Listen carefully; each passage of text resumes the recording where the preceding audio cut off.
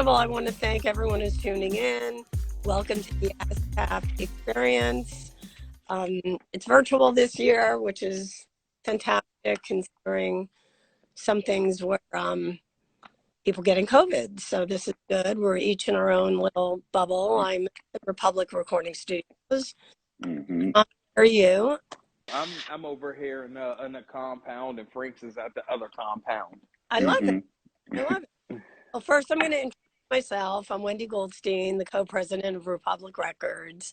It's an honor to be moderating this, so I'm so glad that you both asked me to do it. We all go way back for a long time, and it's very exciting. You guys are two of the most talented producers today, and wanted to congratulate you guys on your ASCAP Pop Awards, which is fantastic. Tommy and I have worked Thank you. a long time on Ariana, on Positions, obviously, and on them by the Weeknd. Franks and I have also worked together for a long time on Ariana. Congratulations on Positions, and I know it's your first ever ASCAP Awards, so congrats. I'm so excited. 4 of them. That's amazing. Totally great. So I'm just going to, kind of spitfire some questions here, and you guys can answer how you want. So let's start off with, what was it like in the early days of your career? Well, for myself, in my early days, I mean, it was pretty good. I was, when I first started, I was in Atlanta running around passing out beat CDs. I would buy 50 beat CD spindle and pass them out at open mics every night, hoping to sit in the lobby of a studio and have somebody hear a beat. That's on CD. So on CDs. Yeah. What are those? Yeah. Yeah, you were on the physical grind. I was on the digital grind back in the MySpace days. I was spamming like Ryan Leslie, 1,000 times, like literally like 100 times a day. I'm like, yo, listen to my stuff. Can I get your email? Let me send you some stuff. Then finally he got so annoyed, he sent me his manager's info.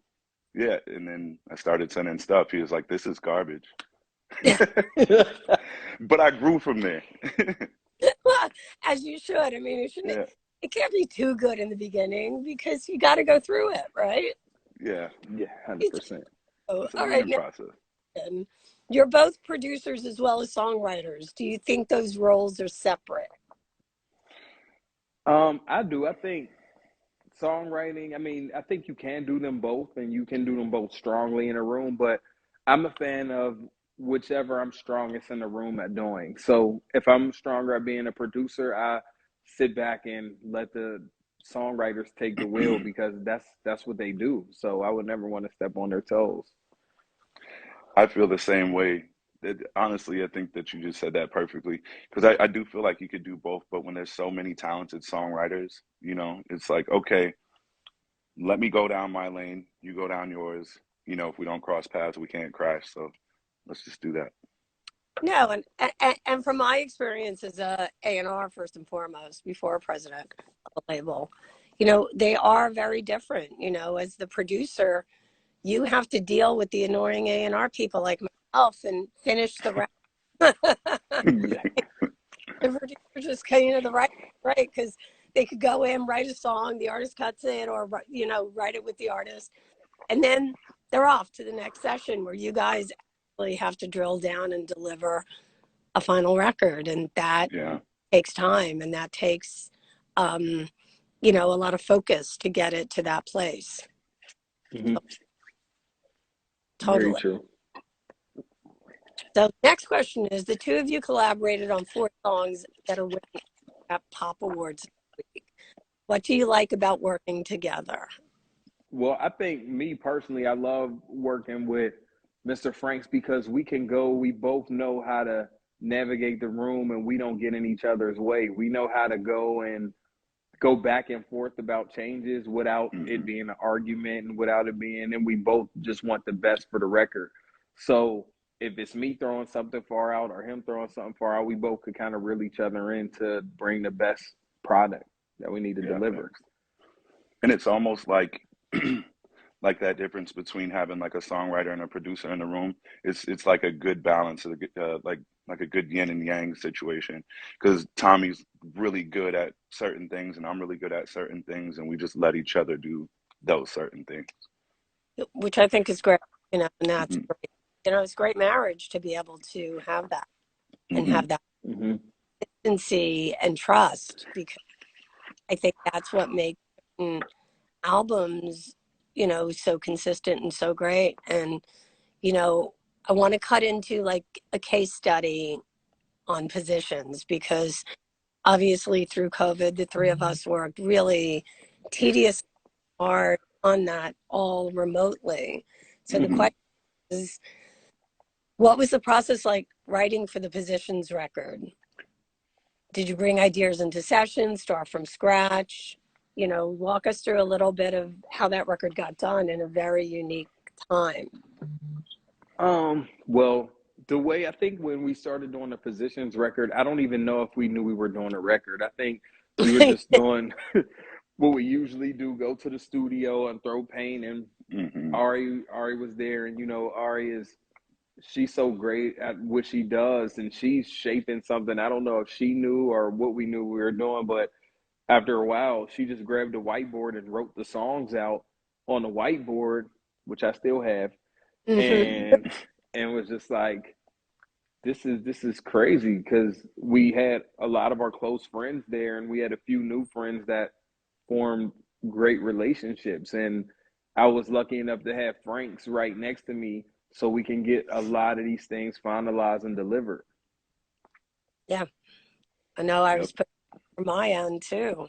Yes, yes. Wendy's like the person who's like invisible but makes everything happen Yeah. easily and smoothly. We don't have to ask questions. They're like, oh, but wait, what about this? What about Wendy got it? Don't even worry about it. Okay. That's amazing. A different kind of question, which is good for, I think, the people watching as well. When you're working on with an artist or songwriter for the first time, how do you get on the same page? Like, what's your process? I feel like it's a little bit of not rushing into anything and having a moment of like, okay, how about we just sit and talk for an hour? Like, how's your life? What do you got going on? Like, what's the kind of music you've been listening to? What are you inspired by? And I feel like it's having those moments that kind of help really point us in the right direction of where this should go as like a project or the next song. What do you feel like, TV? I do. I feel the same way, and I think the exciting thing I always try to remind people is everybody. Every time you go into the studio, it's not the championship. So Mm-hmm. sometimes we have to practice to be great. So maybe it's us coming in here, and for the first two times we work together, it's practice. If we get something great, we get something great, but we're learning each other so we can play better together. Facts. I think that's really great advice and really good, a way to kind of warm into a relationship with someone new, because I do believe, artists, managers, labels, publishers, even producers, they put so much on these sessions, and art doesn't necessarily happen at that moment. It doesn't happen when you want it, it happens when it's supposed to. So Yeah. there's something about spending time with someone, getting to know someone personally, because Hmm. personal, right? Mm-hmm. It's about relationships. Yeah. And Sharing energies. yes, I think that's so important. Okay, there's a question to you, Tommy, about Ari specifically, that you've worked with Ari since the beginning, first album. Mm-hmm. How has your creative partnership evolved? I think we've definitely evolved, but I think the thing about me and her relationship specifically is from the very, very beginning, we developed that trust. She gave me an idea and I really delivered it. And from that very first album, she said, I knew that we were going to work together forever.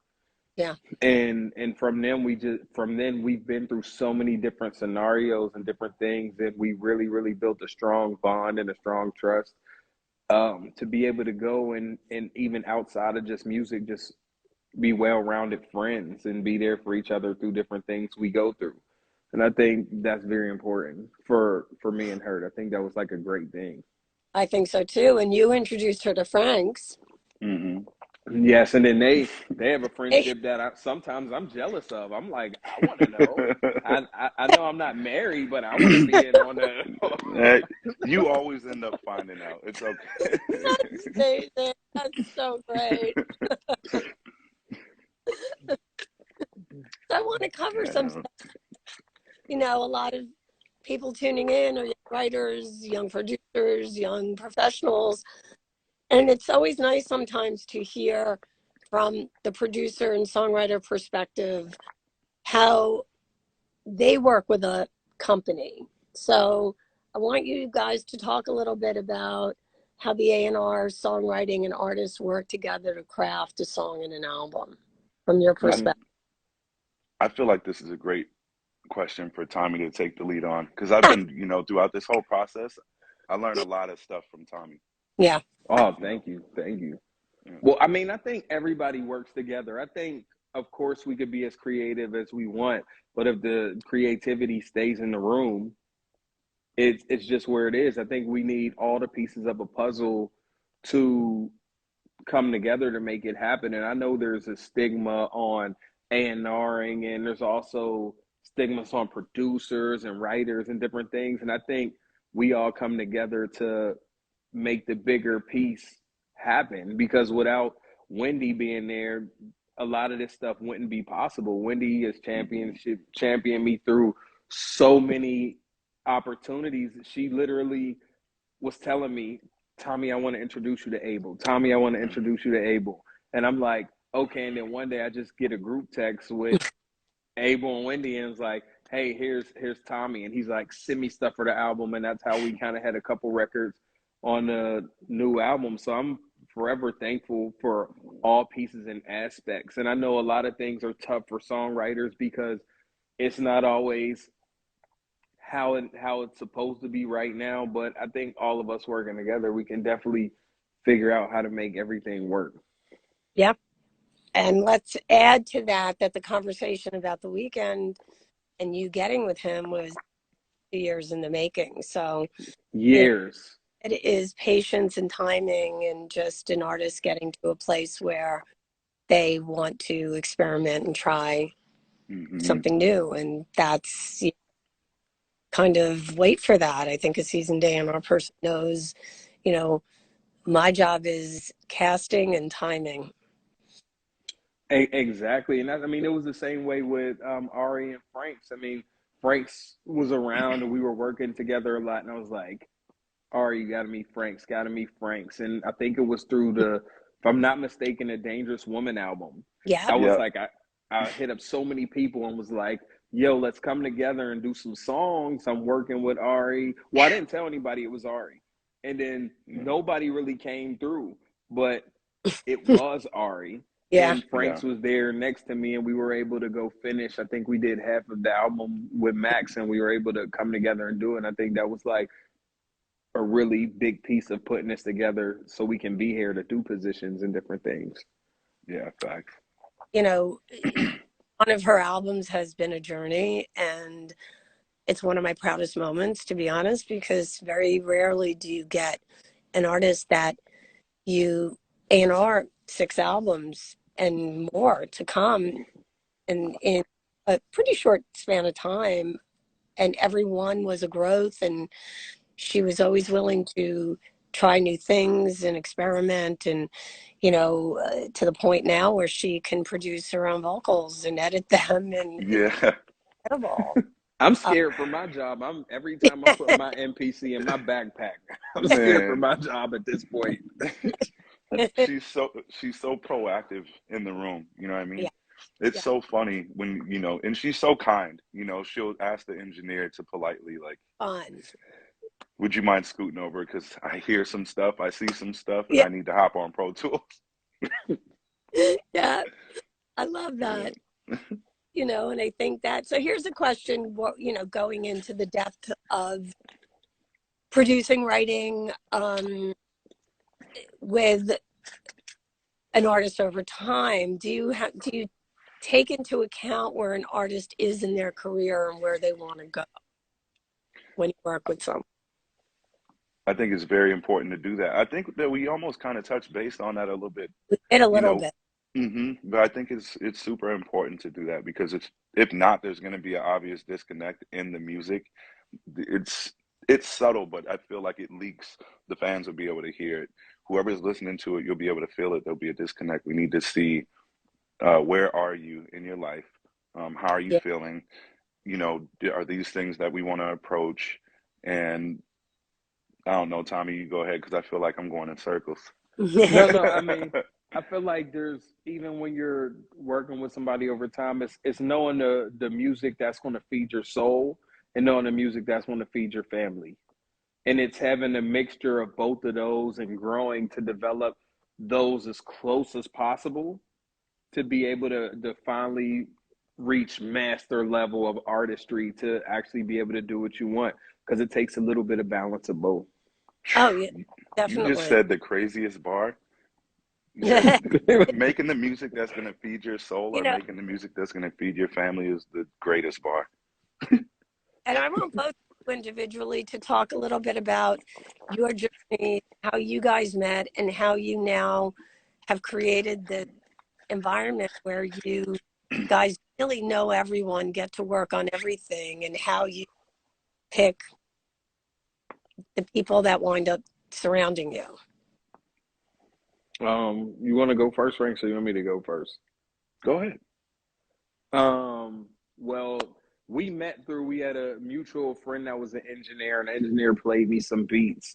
And I was like, these beats are crazy. And I was like, who did them? He said, oh, I did them with my boy. I said, well, who's your boy? He said, Frank's. I said, well, I want to meet Frank's. So I met Frank's, and we ended up gelling. He doesn't go on elevators or go above floor 2. And I lived on the 3rd floor. Wow. Definitely afraid of heights. Wow. Yeah. So I had to meet him in the lobby, and I ended up getting a house, and we, the money was up and down, up and down. Yeah. So we ended up getting a place together, and we started slowly building a team. We found 2 guys out of Pittsburgh that were Social House, that ended up being Social House, and helped develop them, and just started making connections with our friends and people that really gel with us from around, and also respecting what each other does. So with Frank's being so creative and his sound is so massive and worldwide, it gave me the free time to go and be able to, okay, Franks, can you handle this? Because I'm gonna go meet with this person and meet with that person and meet with this person, and then we'll come back in a room and finish it together. And it developed a relationship where I learned that I don't necessarily have to make every track, but we can come together and make the final product. Yeah. And that's why having a team, right, Frank's, having support, so important, because you clicked on something really interesting that I want to kind of dive into, because I think we have, a lot of young writers and producers on this. And, when you're starting out, money is an issue. Let's call it what it is, right? And I think that, in any field, when you go into anything, and the good news about being broke when you're young is that everything's an adventure. You don't realize you're broke, right? Yeah. So let's talk a little bit about that and how it was for you, and give some people advice, because I think that, living in a city like Los Angeles, New York, Miami, Nashville, wherever you're going to really move or go to create. And, the writers are always the last to get paid. The producer second to last to get paid. It dovetails into publishing and deals and advances and things like that. But a little bit of your stories of how you starved and how in hindsight, it was okay. You want to go, Franks? I would say, like in the beginning stages, I'll just talk about like when I moved to LA. The beginning stages, it was really rough, because it's a whole new space. I don't know anybody. I have nobody to listen to my music. I have to find out a way to keep a roof over my head. So I was a carpenter for probably about 6 years. I built Wow. studios here. Wow. So I built Neo's studio in Burbank and ended up doing Dre's, and Thanks. it was still in music and I was Yeah. making money, and um finally, I got to meet people like Tommy, you know what I mean? And could get my beats heard, and still I wasn't making money right away. Not everybody was picking every beat, and I still had to work. So I was working, producing when I could, and um I'd say the beauty of the struggle, um, like the whole journey, is looking back at these moments and also understanding, like, okay, I never gave up though, even though, like, when it was the hardest, even when everybody else would have been like, you know what, this is too much and I'm scared now because this is too iffy. You can't give up. You got to kind of keep moving forward, believe in yourself, water that plant, and watch it grow into something beautiful. And sometimes it takes a little longer than you might like, but everything has its own timing and everything has its own purpose. Every single thing that happens in life happens for a very specific reason, and you just need to know that good things will happen. They will come if you believe in yourself and you keep moving forward. Believe in your craft. You said Love something that. there. I think having the confidence, right, to Mhm. know to keep going, Hmm. or the stubbornness, however you want to look at it, right? There's many sides to it. I think in anyone's career, we all struggled. We all, you know, I was told when I started a label, women can't be A&R people, and I was like, all right, you think I can do it? Go F yourself. Like, I was from Brooklyn. There was Yeah. nothing going to stop me doing it. I think, in writing and producing, it is that. It's that one lucky shot. It's that one moment where, Hmm. someone invites you into a session and you kill it. Yeah. I always say, be available. That's That the key. has that has been always my. I'll get a call at 1 in the morning. I get a call at 3, and I've been times I've been asleep, and I roll up out of the bed and I hop in the car, or I hit the Uber, or get a ride or whatever I need to, and I make sure I'm available in there because that could be your opportunity. You work so hard, like don't sleep when the doors open. Hmm. I have to say, both of you guys are amazing like that. Available, always answer your phone. Hmm. Yeah. um, Well, thank you. don't hide behind people, right? Available in it. And I think that has been so valuable. And I think it's such a valuable, tidbit to just put out there to young people is just, Hmm. you get knocked down, you just keep trying. And it's the talent that will win, and honing Hmm. your obviously, and partnering with people. It's pop music, art music, rap music. It doesn't happen on your own. It is Yeah. collab, and I think a lot of people forget that a little bit. And you have to find your people and find your path. And it's not easy. And when you're young, it's very frustrating, Hmm. tough, Hmm. but you'll get that one moment. Yeah, and you got to work towards that. It's just keep sharpening your sword with your team and the people around you. Even if you're there, grow to it. But don't. I think the quitting thing is hard because people think success is a straight line that goes up like this, but really it's 1% getting better every day. So it's a slope You Hmm. that want grows. hope. Someone gave me some very good advice a very long time ago in my A&R career, and they were like, "You really want to sign an artist whose career goes like that, because if it goes like this, there's only one place for it to go, right?" And Yeah. 100%. as creatives, both producers, songwriters, A&R people, it is the slow build. It's the longevity that wins Yeah. out, right? And Yeah. when you see people that become iconic, Quincy Jones, how many times has he done it, Yeah. right? And it's that becomes it. First it Hmm. takes hit and then 2 hits and then Mm-hmm. 3 hits, and music might change, and maybe next couple of years not as many. It's the reinvention, Right. I think, is worth talking about a little bit too now. Having done Yeah. myself in my career, Tommy, you've done it. Franks, you've done it. Mm-hmm.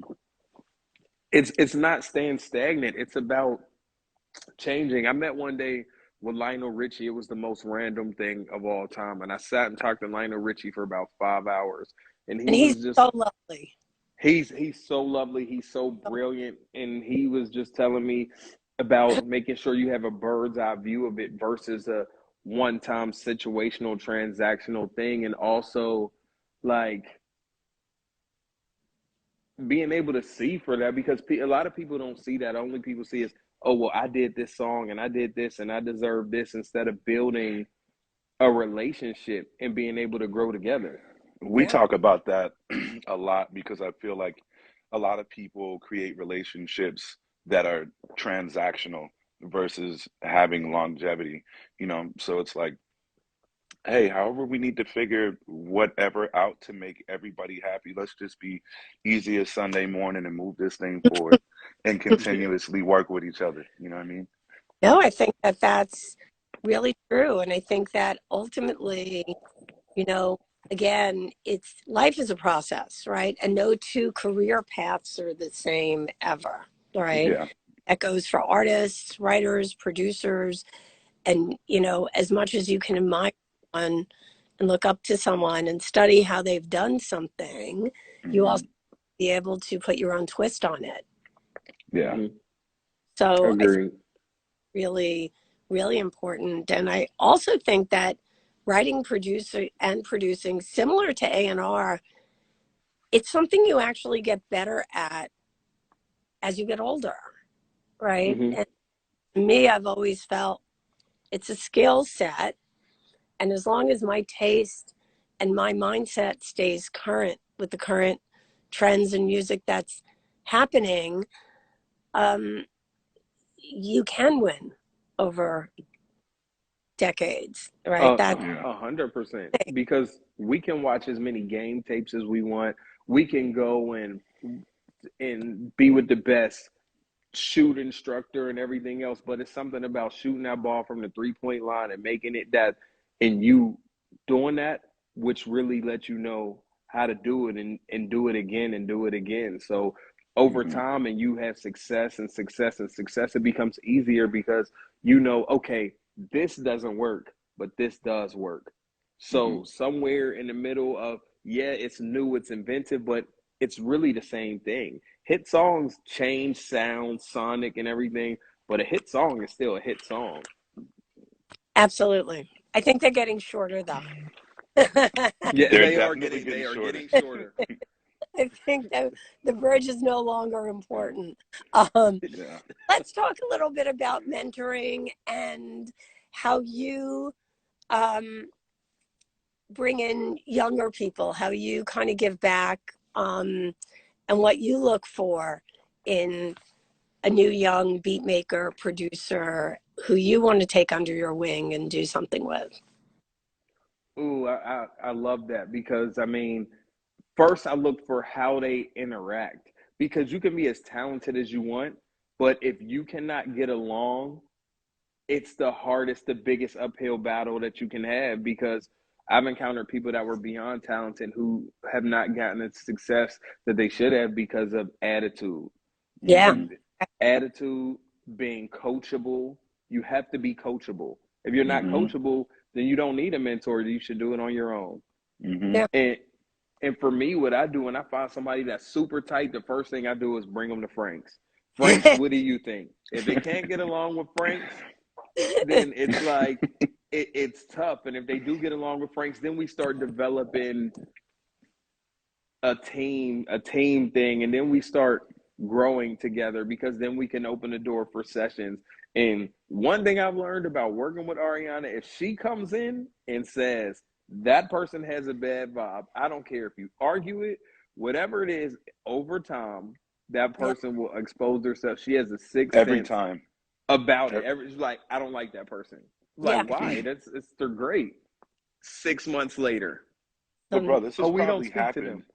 This has happened probably like a good 5 times, and each time she's 100% now. Oh, She totally. hasn't No, been wrong yet. really good on things like that for sure. And she's one of the people that I know that really goes with her gut, always has, always. Hmm. And I think that says a lot. Also nice to sometimes, let's talk a little bit about artists, not just Ariana, but Hmm. there's so many artists that I know and I see that change their mind a lot. And Hmm. obviously like that is fear based. Something like that is not trusting, instinctual, all of these pillars that we're talking about right now to be successful, which is be confident, be nice. Nice goes a long way for Hmm. sure. Because people want to be around you when you have good energy. And be Nobody wants to sit around somebody with a terrible vibe. totally. And also trusting your gut, like believing in your decisions, right? Hmm. A hundred, a That, 100%, 100%, and then believing in the person you entrust to be your leader. Because if yeah, you go and Hmm. say this person is going to lead me to the promised land, you can't go 20 yards and then be like, well, now what I'm gonna do is go this way yeah. because it was the group that got you there. So it's like sticking together over time, like it'll get you to the touchdown. Hmm. It's It, one of the biggest A&R lessons that I've learned over my career is with each individual artist, I really try to build their own, have them, their crew, their people. And, sometimes people get mad because they can't break into something, but if it's not broke, don't fix it, right? Um, Exactly. 100%.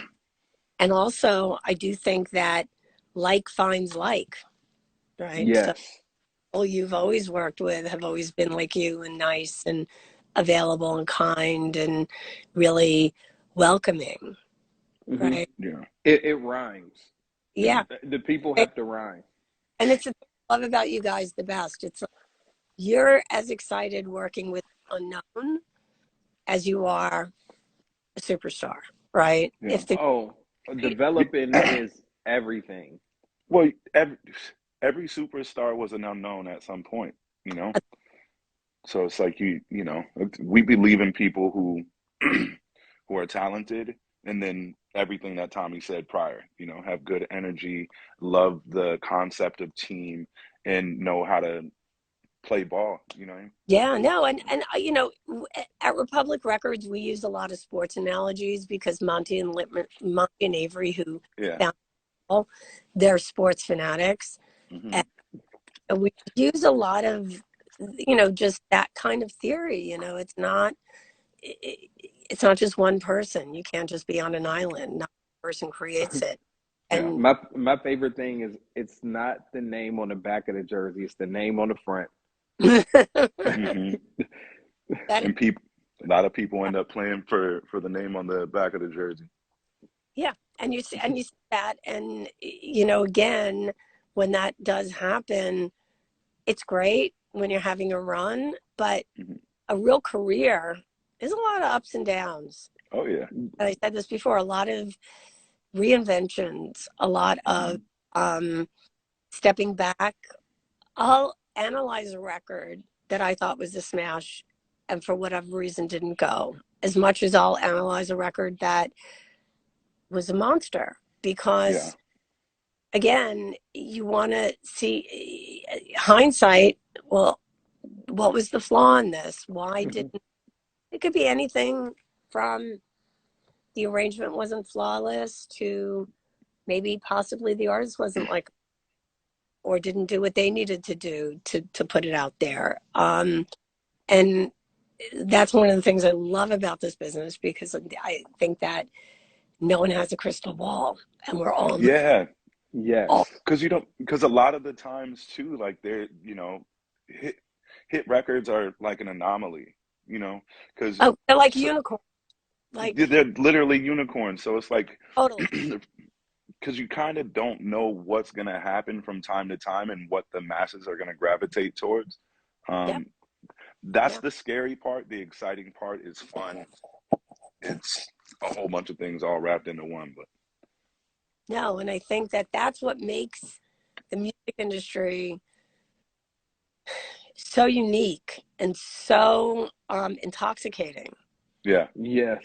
And that's why I always tell artists, new artists, young artists, any artist that like, yo, exhaust all the free things in life.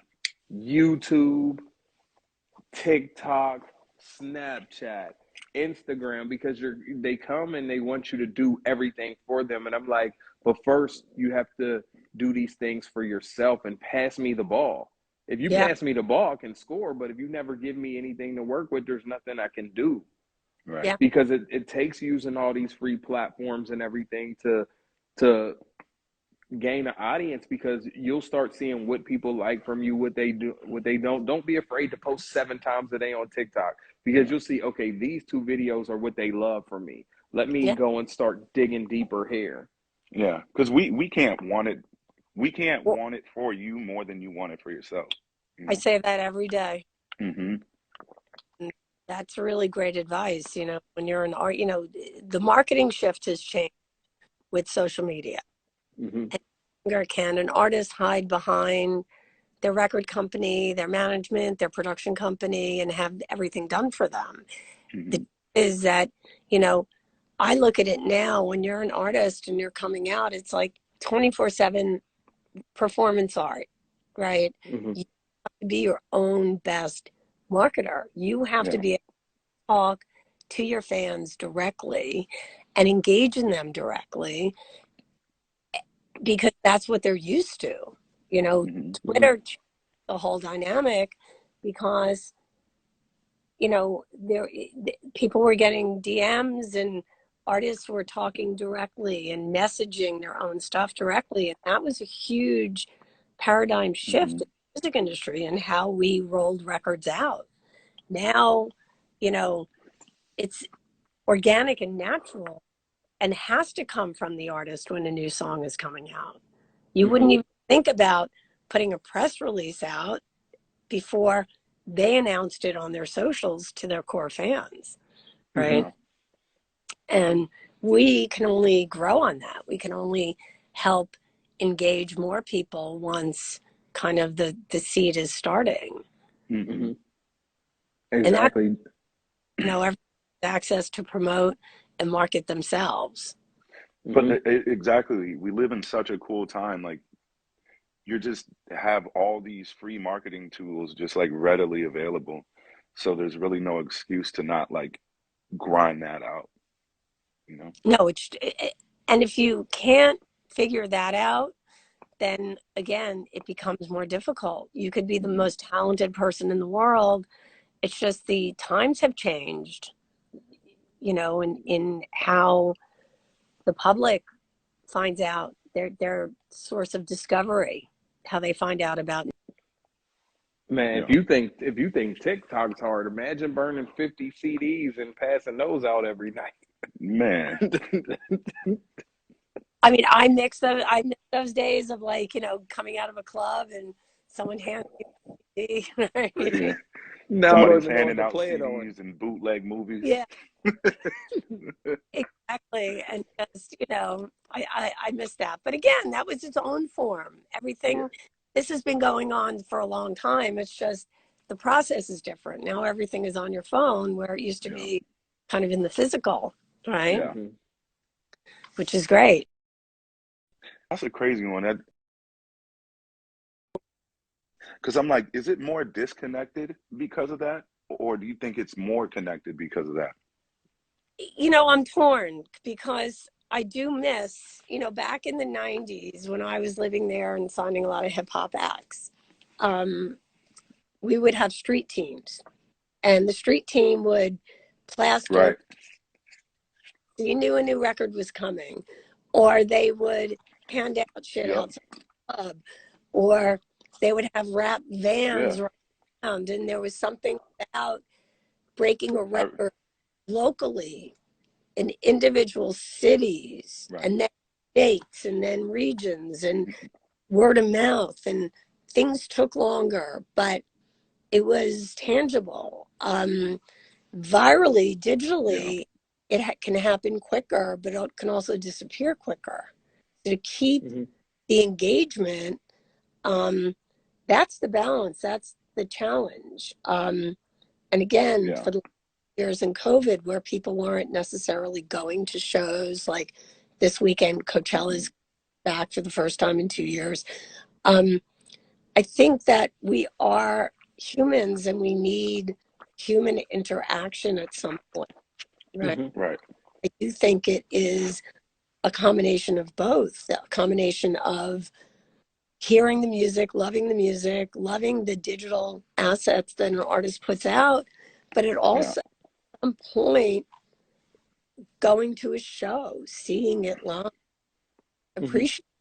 I Yeah. know as an A&R, and I'm sure you guys as producers, I mean, Tommy, how many times have we stood in at a arena early, like in on an Ariana tour, and was just amazed at how these songs sounded live with her dancers and the staging, and it's just that's an immersive experience. No, 100%, because and even through those experiences of going through shows and seeing that stuff, it made me produce better, because like even a lot of times during her career, I was like I may be a chunk of the album, but it was more of maybe the fan favorites or some of the B-side cuts. But I remember going and seeing her perform and seeing that last song and seeing the energy, and I was like, I want the last song.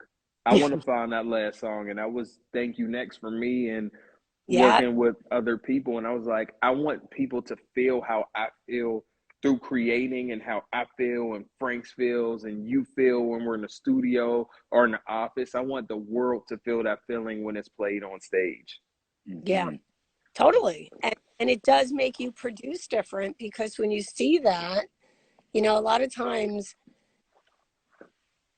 for the up until kind of COVID hit and TikTok really took off, I think with that we played for radio. We made for radio. So that was a very specific sonic, a very specific arrangement of songs, so to speak. And seeing something live, going back and then creating something new, knowing that that is one of the platforms where it's going to live, I think really adds a different dynamic to what you guys do.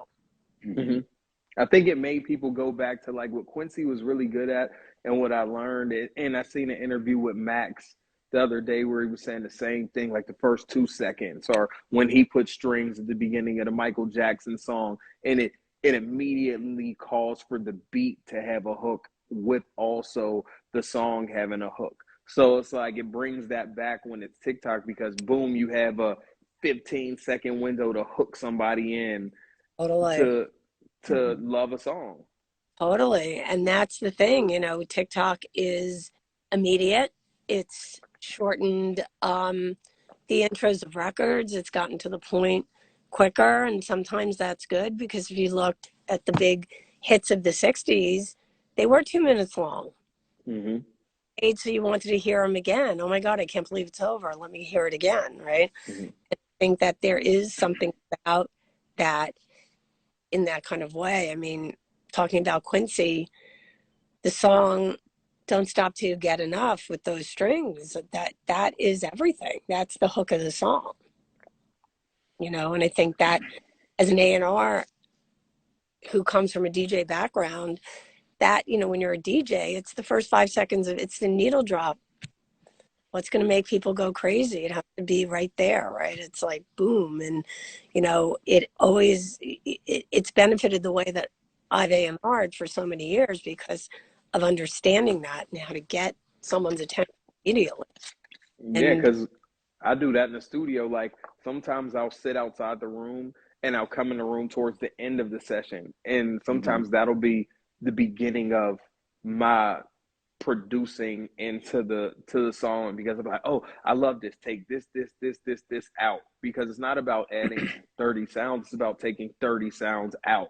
to make it make the vocalist the star, because the vocalist is the star.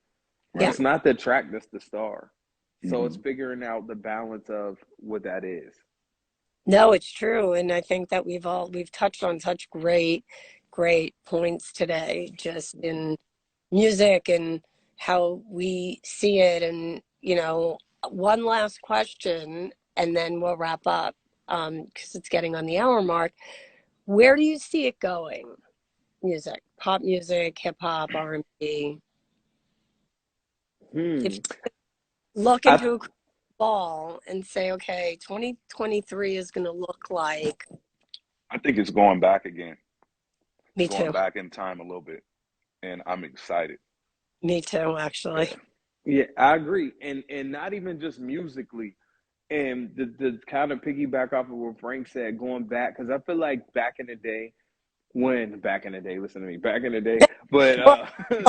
old people, when people were more like, this is our group, like this is Champagne Therapy, and what we're doing, we're coming together to make this, like Motown was, like it was the Beatles, like it was like, let's make not a band, but like with the future of what that is. So it's like, because everybody's like, oh, it's hard to get on this project, well, then create your own project. You have an entire world that you can reach from your phone, create what you create and give it to the world. And I think it's going to be more, maybe not as massive, but things coming up where people are going to come and see, okay, these 3 bands are playing tonight and seeing this in these markets, versus it just being 1, 2, 3 massive artists. Maybe it's going to be a bunch of different artists, like it was in the 70s, where you have 300 albums or whatever it is.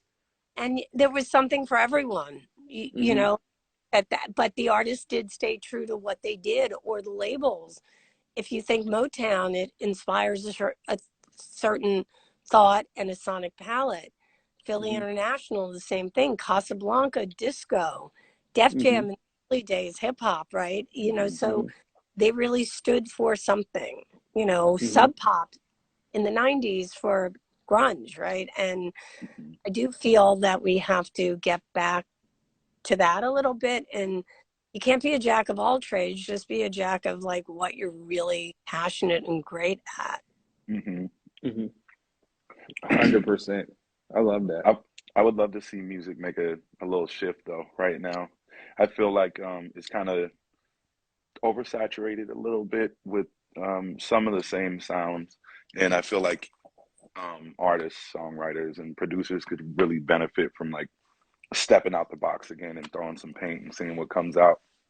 I couldn't agree more. I'm a huge live, so I'd love to see that a little bit, even if you record it live and chop it up. But just, again, the sonics of it, I think, change, the things that stand out tend to be the things that are made differently sonically, not the same 808 or not the same snare clap, you know. And like I want to hear a pop artist over like a Jay Dilla bounce. Yeah, I feel like I love it. just something, just something different. I'm gonna wrap up. I want to thank you guys so much for doing this. It was so much fun, and thanks to everyone watching, tuning in, tuning out. I'm reading all of your little comments as they go by, so thank you so much. And the ASCAP Pop Awards are happening all this week, so we want you guys to follow at ASCAP on socials, join the celebration, and be safe out there. Take care. Stay healthy. Yes. Thank you so much. Thank you, everybody. Have a great one.